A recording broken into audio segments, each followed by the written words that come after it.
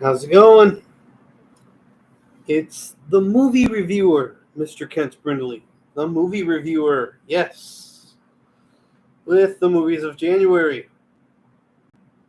I'm sure that I saw at least 5 movies this January, but I can only think of 4. That's how it be sometimes. That's how it is sometimes.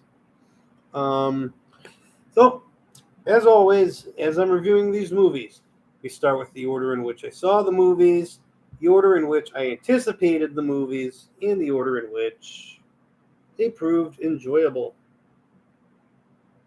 Yes. Only the first round is ascending order. The rest are descending. Well, the first round is 1 through 4 in the order in which I've seen them. The other rounds are 4 through 1 in the order of which I anticipated and or enjoyed them. Here we go. The order in which I saw the movies of January. Half of these actually came out in December, but they just arrived this weekend. So there you go. The Boys in the Boat. The Beekeeper.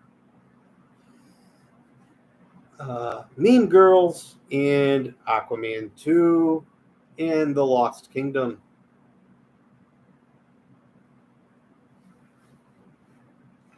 The order in which I anticipated the movies of January.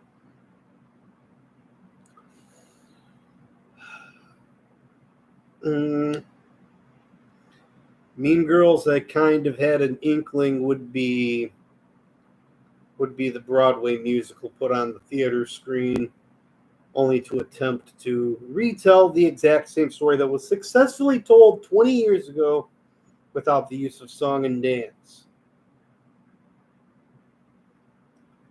Number 3, The Beekeeper. It looked like the trailers made the Beekeeper look like Equalizer or John Wick or Taken with Jason Statham. They successfully sold the basic premise of the Beekeeper.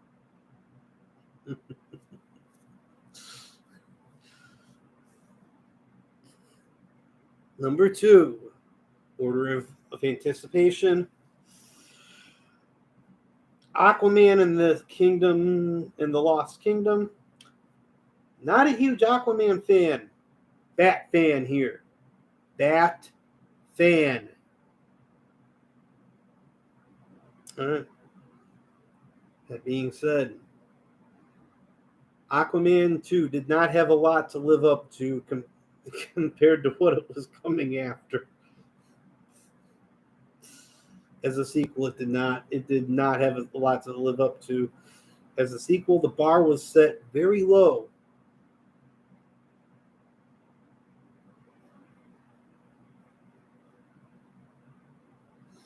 The bar was set right around where Amber Heard's case against Johnny Depp was set. Number 1, order of anticipation. Where does that leave? The Boys in the Boat. Even seeing the trailer for The Boys in the Boat, I knew this was going to be something special.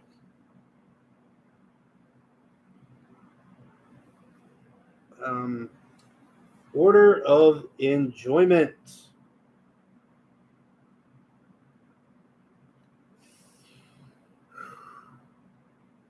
Mean Girls 2023. Called it. They tried to set the Broadway musical onto the big screen.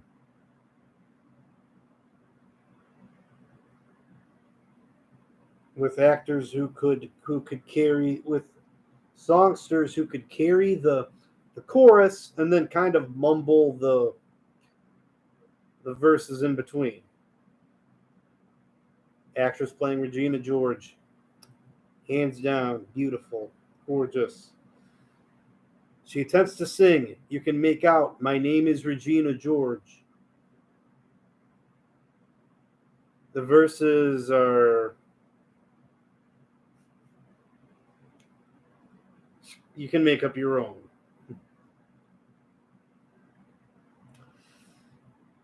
as I said, um, a musical is meant to be seen on Broadway, and this particular musical only exists because the franchise successfully told this story 20 years ago without the use of song and dance.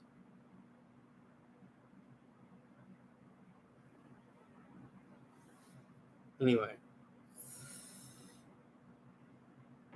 yes, Tina Fey is back as Miss Norbury. Yes, Tim Meadows, I think it's Tim Meadows, is back as Mr. Duvall. There is a surprise celebrity cameo. You'll recognize it when you see it. You'll recognize this person as soon as you see him. I did. Number 3, Order of Enjoyment. Aquaman.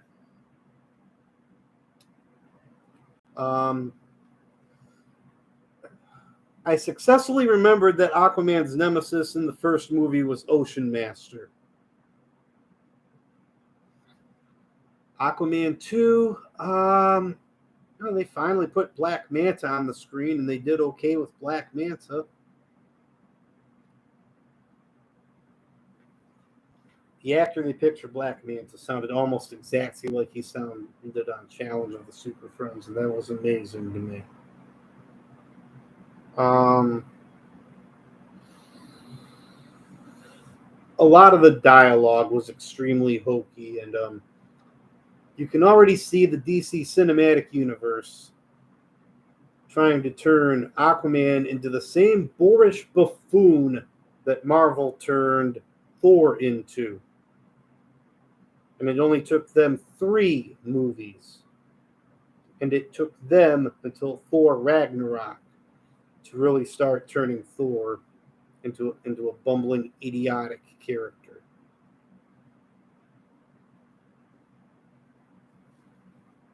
Not 2.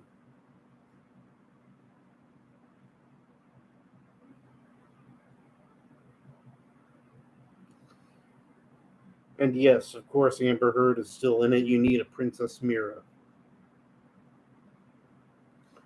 I'm sure that Aquaman 2 took this long to release because the studio did everything they could to cut her out.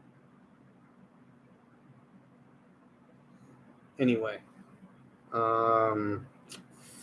number 2, Order of Enjoyment, The Beekeeper.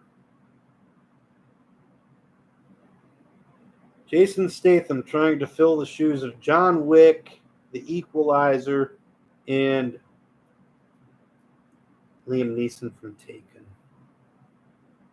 Yeah. Again, the basic premise. The Windows technical department, the technical department of Windows, the one that keeps calling up your grandparents or your folks or you and demanding ransom out of you because your computer is sending them errors and warnings.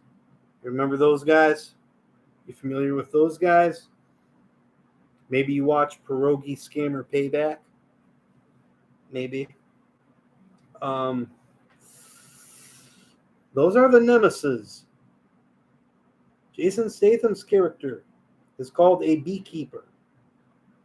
He literally marches into one of their offices and into one of their the call hives for this organization and burns the place down after they burn the kindly old lady who is looking after him, and they take the kindly old lady who is looking after Mr. Beekeeper for all that she's worth and prompt her to kill herself. Because now, of course, they have all of her money and all of her savings and have access to a charity that she was running. Mr. Statham is out for revenge, and the one way he has been trained to earn it The Beekeepers are an organization, not unlike the Kingsmen, or whatever organization John Wick was part of. Until he went outside of their basic rules, and now Jason Statham is being hunted by his own fellow beekeepers and by the government. Well, that's one way of handling these scam callers, I suppose. It's one way. I digress. I also enjoy watching Scammer Payback and Pierogi, and that is another way of showing up these scammers. A little less violent. Yeah, it was entertaining for a couple hours. It was a popcorn flick. Number 1 most enjoyed film of January. This one's going to be on the DVD shelf as soon as it's, or the Blu-ray or 4K or whatever the case may be, shelf as soon as it's available on physical media. The Boys in the Boat. It's World War II, and the University of Washington Huskies are sending their JV rowing crew to the Olympics. They are building this JV rowing crew from the ground up. This JV rowing crew is being shunned and dismissed by, of course, the varsity. And the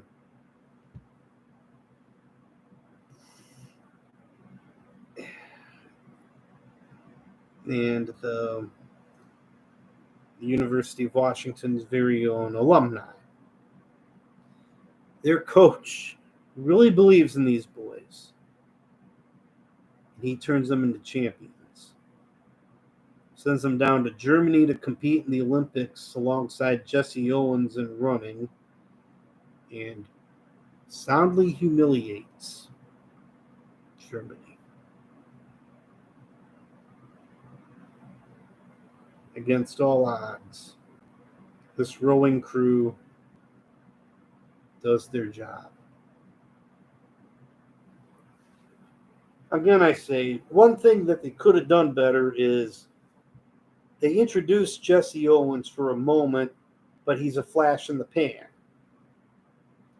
He shares some platitudes and words of wisdom and words of encouragement with a few of the rowers as they're all standing in line waiting to compete. Old Jesse deserves his own movie, if that should come to fruition. And I certainly hope the same studio and the same director can make it, because this movie was out of this world. Highly recommended. The Boys in the Boat. This has been January at the Movies. I am your film reviewer guy. I watch movies and I rate movies so that you can make up your own mind. Take care.